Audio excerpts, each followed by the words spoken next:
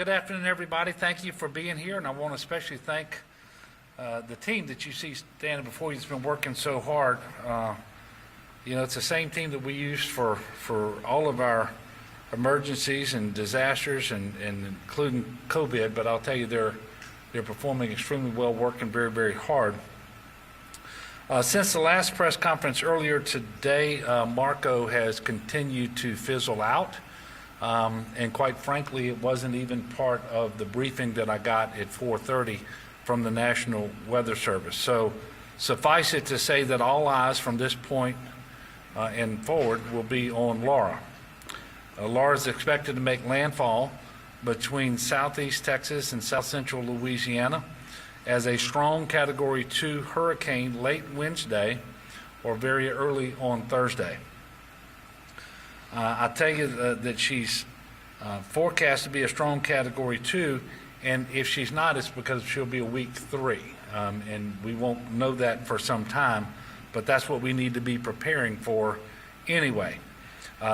Unlike Marco, Laura is a very large storm, very, very powerful storm, and so this is an entirely different experience that we're anticipating now based on the current forecast. It is also true that between the forecast at 10 o'clock this morning and 4 o'clock this afternoon, there were basically no changes on Laura.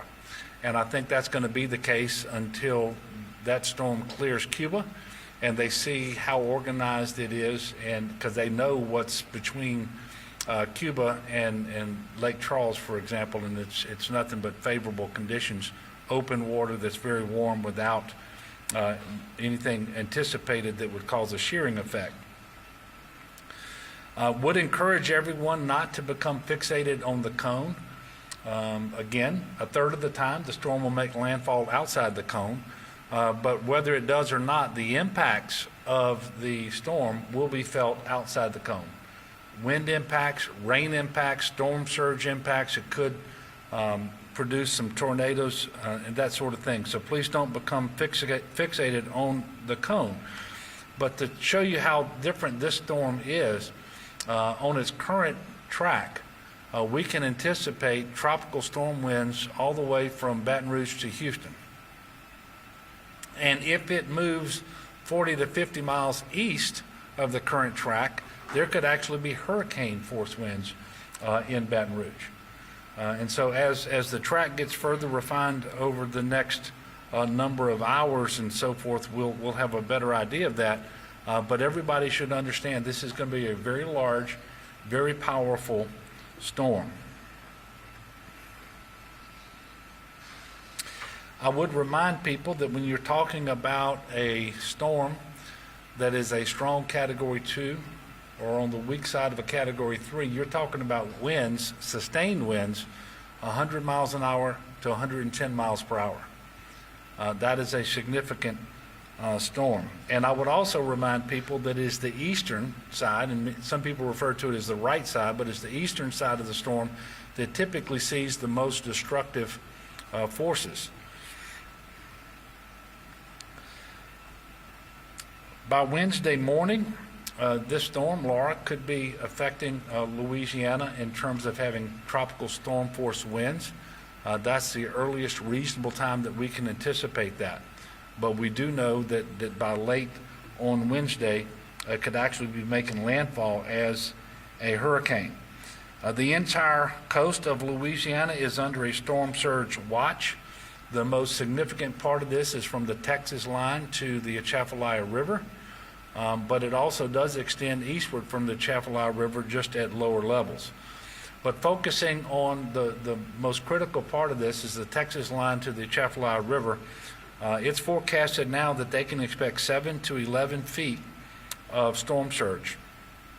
7 to 11 feet of storm surge. That's a big number.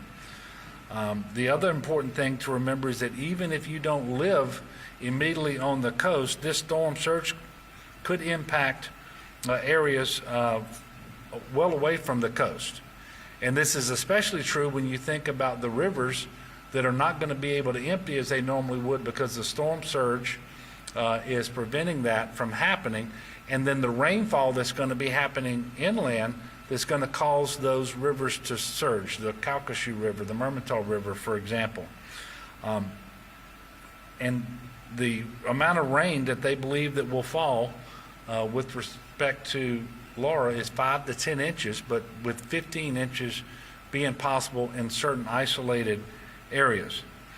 If there is a good thing about Laura, is she is anticipated to be moving quickly, and she will exit the state out the back door about 12 hours or so after she comes through the front door.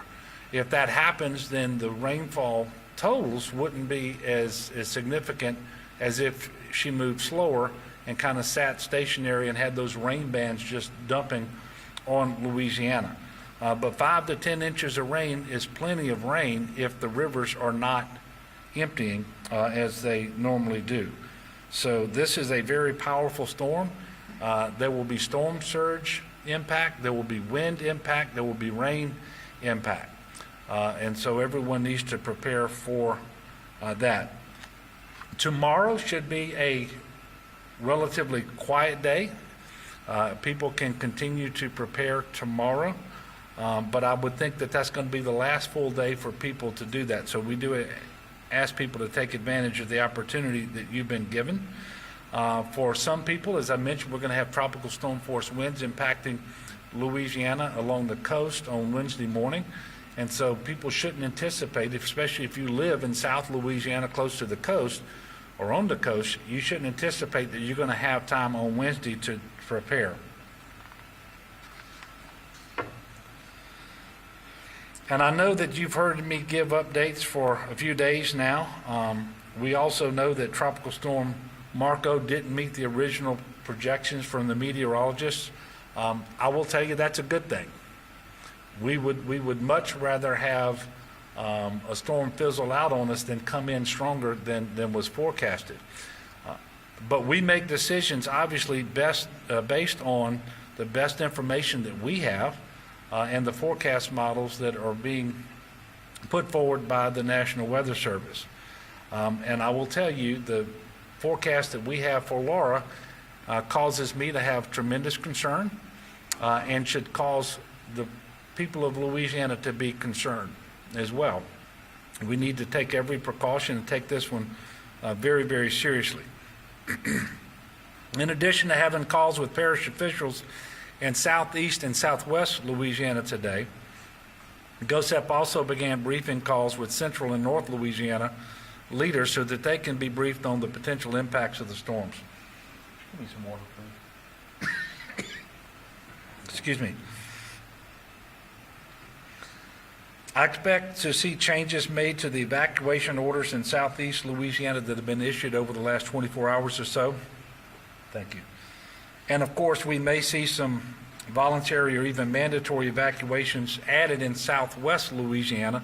And in fact, I would expect to see those over the coming 24 hours or so. And I would remind everybody to stay tuned to their local news so that they can get information from their local public officials, and they can also monitor the weather reports as well. But please heed the advice, the warnings that you are given from your local officials.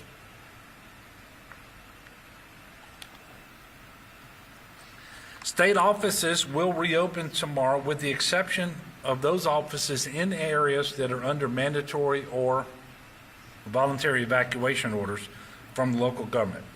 So, for example, based on the information we have right now in Jefferson Parish, state offices would remain closed in the Grand Isle area but would be open elsewhere.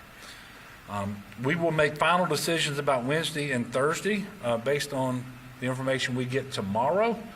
But if the information that we've received today on Laura holds true, I would anticipate statewide office closures on Wednesday and Thursday. But this is not that announcement because we're going to wait until tomorrow until we get the benefit of forecast update. I can tell you CPRA is, like the rest of state governments, very busy. They're monitoring 689 gates across the coastal zone. 404 gates are now closed. It was 396 earlier this morning. They also continue to work with all local elected officials and levee authorities to provide surge models across coastal Louisiana to help aid with decision-making for local government.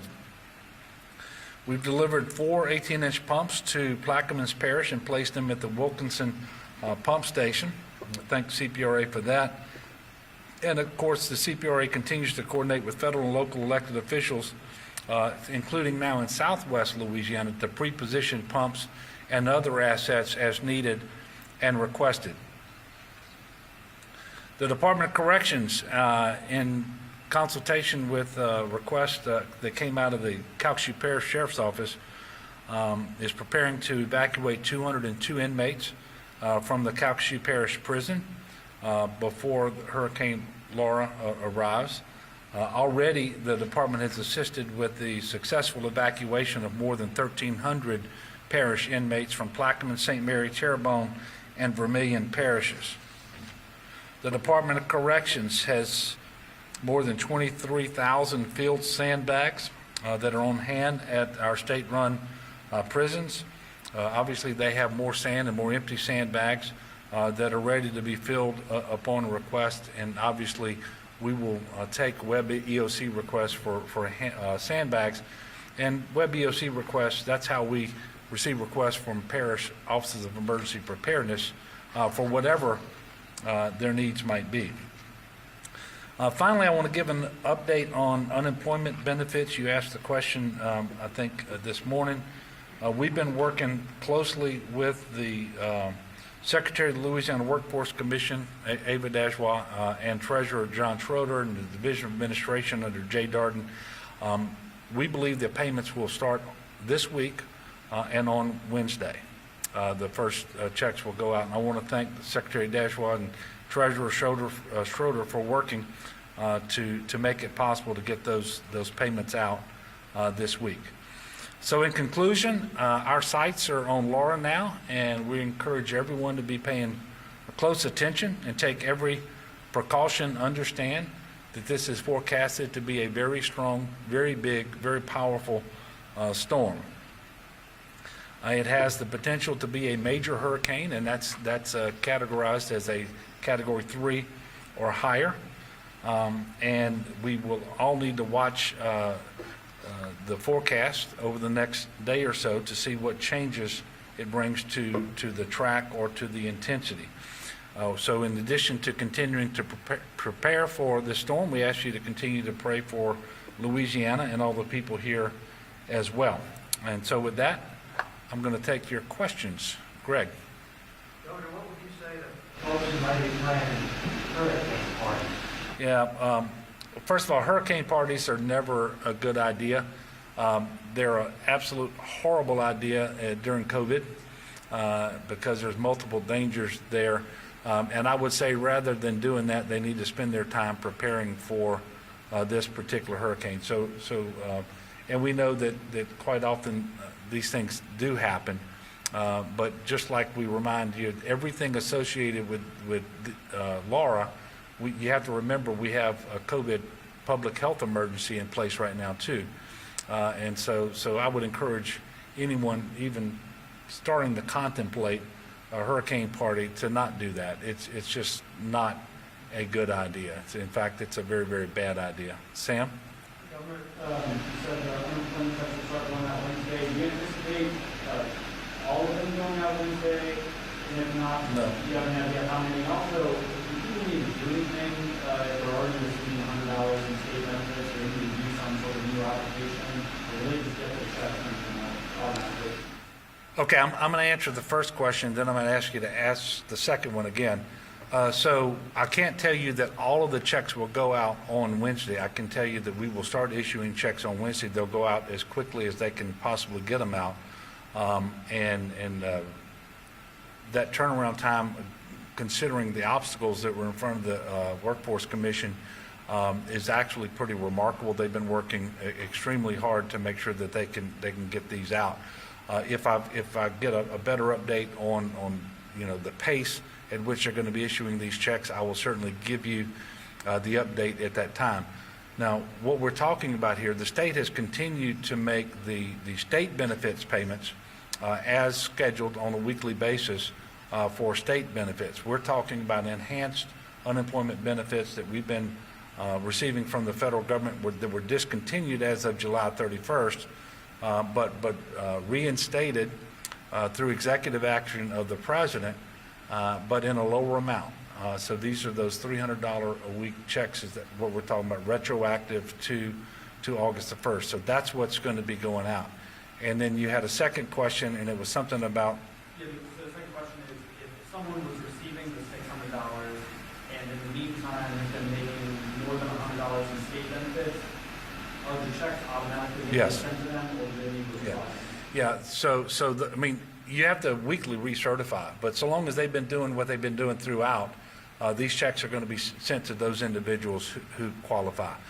And there are some individuals who don't qualify, but it was because of information that they put in when they initially filed their claims. And that information may be, the answer to those questions could have changed as to what caused the inability to work.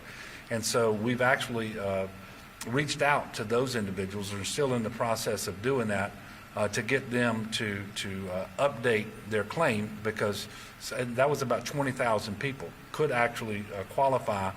The universe of unemployed individuals who weren't going to be able to have these benefits extended to them was about 67,000. We did send a letter, as you know, to the president asking him and the other folks at the federal government to revisit the executive action to allow us to aggregate all of our payments and then average those out to make those individuals eligible for that $300 a week. We have not received a response to that request yet. Any other questions? Yes, sir. Do you plan to have schools reopen tomorrow? Well, we don't make the decisions about schools, so people need to pay attention to the announcements coming from their school districts and individual schools, if they're private schools. I don't know what those decisions are going to be with respect to schools and whether they're going to be open tomorrow or not. But I do encourage you, just like I do encourage you for all reasons, to pay attention to the news, look to the announcements that come out of local elected officials and your school superintendents as well in terms of school closures. So I want to thank all of you.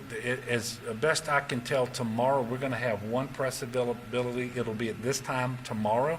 We won't do the one at 11:30 as we have over the last couple of days. And so we'll see you in about 24 hours back here.